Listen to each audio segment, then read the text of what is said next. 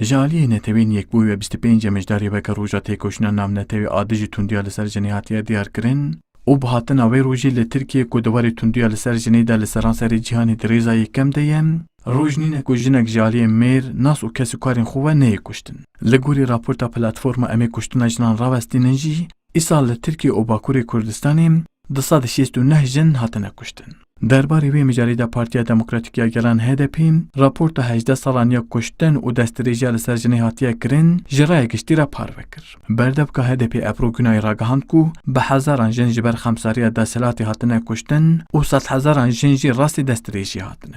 Türkiye'de kadına yönelik şiddet her geçen gün. Li Tirkiye de heyama kutundiya li ser jinê her roj zêde dibe. Desthilata AKP bi kiryarên xwe têkoşîna jinan ya li dijî kuştinê asteng dike. Di 18 salên desthilatdariyê AKP de li gorî daneyên fermî 7500 jin hatine qetil kirin. Li ser 100,000 zêdetir jin rastî destdirêjiyê hatine û nêzîkê 200,000 jin jî rastî tundiya cinsî hatine. Ev rêje tenê daneyên fermî ne, lê di rastiyê de ev hejmar zêdetirin. Seroka giştiya şexa jinên CHP Aylin Nazlı Aka jî diyar kir ku li Tirkiye ji ber nevekeviya jin û mêran tundiya li ser jinê her zêde dibe. û ne tenê diwarê fîzîkî de bi her awayî îro jin li Tirkiye rastî tundiyê tê lê hikûmet bergiriyên pêwîst nagire.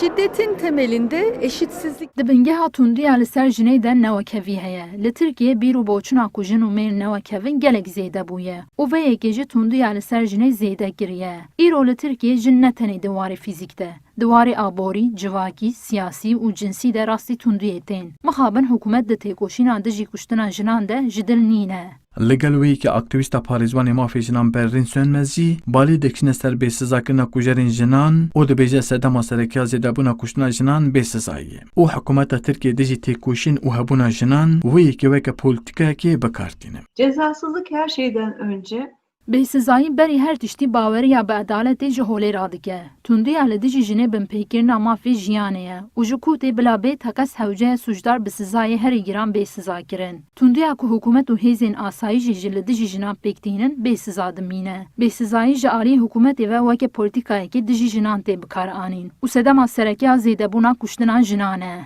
Her wiha li gorî rêxistina pêşketin û hevkariya aborî a navdewletî OECD di tundiya li dijî jinê de Tirkiye bi rêjeya ji 138 di rêza yekem de cih dikirin.